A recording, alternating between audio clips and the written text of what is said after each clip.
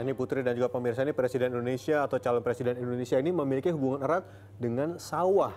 Ini sejumlah kisah dan kebijakan mengiringi perjalanan masa kepemimpinan masing-masing. Dari Soekarno hingga Jokowi, sawah ini nyaris dijadikan medium untuk mendongkrak citra sekaligus memuluskan kebijakan politik. Ya, apalagi tahun politik seperti ini nih. Dalam kunjungan kerja ke daerah, Jokowi atau mungkin sebutlah misalnya Sandiaga Uno, calon wakil presiden, ini mendatangi petani yang tengah menggarap sawah. Adegan diskusi antara sang pemimpin dengan petani menghiasi sejumlah laman media. Petani dan objek politik. Mungkin kalimat ini terkesan absurd. Namun politisasi petani terjadi sejak Republik Indonesia belum berdiri. Ketika Indonesia merdeka, petani berada dalam lingkaran politik. Orde Lama dengan Soekarno sebagai penguasa melahirkan kaum marhaen, simbol petani dan rakyat kecil. Bahkan, marhaen cenderung menjadi ideologi politik.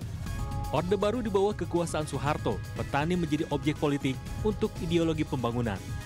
Sementara Susilo Bambang Yudhoyono juga kerap melakukan kunjungan ke areal persawahan ketika masa kepemimpinannya. Dalam 5 tahun kepemimpinannya hingga sekarang, Jokowi mengeluarkan beberapa kebijakan kontroversial tentang ketahanan pangan termasuk sawah.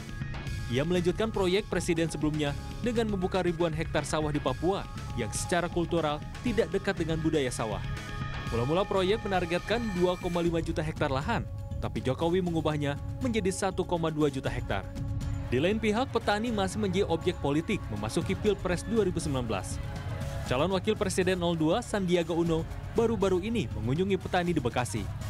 Menurut pengamat politik, politisasi petani dinilai bukan strategi politik yang tepat karena sektor maupun lahan pertanian kian menyusut. Di samping itu, petani dianggap sebagai simbol dari rakyat bawah. Pendekatan kepada petani bisa jadi bertujuan mencitrakan diri pemimpin atau calon pemimpin untuk terlihat peduli dengan kaum ekonomi rendah. Namun faktanya, kalangan ekonomi rendah bukan hanya petani, melainkan banyak profesi lainnya. Mestinya mindset calon-calon presiden itu juga mulai diubah gitu. Memang betul, saya setuju. Jangan hanya masuk ke sawah atau mendatangi petani. Mbok ya ke pantai, mendatangi nelayan yang hidupnya tidak banyak berubah sejak dulu ya. Kemudian mendatangi juga pedagang-pedagang kecil ya, yang juga hidupnya tidak berubah hingga saat ini. Itu penting. Menurut juru bicara tim kampanye nasional Jokowi Ma'ruf Amin, pendekatan politik kepada petani adalah wajar.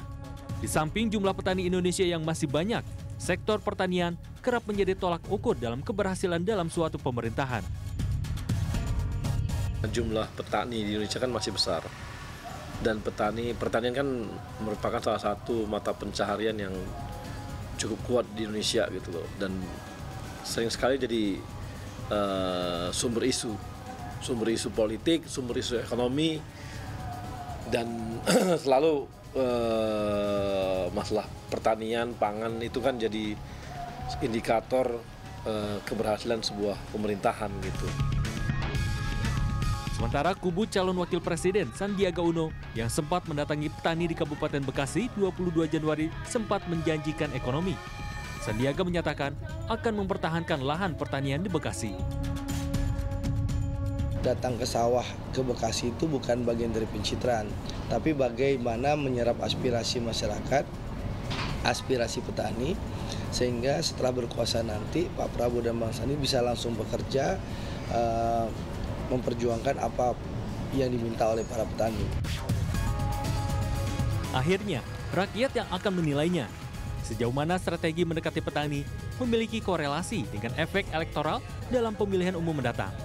Akankah kedekatan dengan petani menjadi sesaat demi mendongkrak popularitas atau justru menjadi alamiah karena saling membutuhkan? Tim Liputan Trans 7.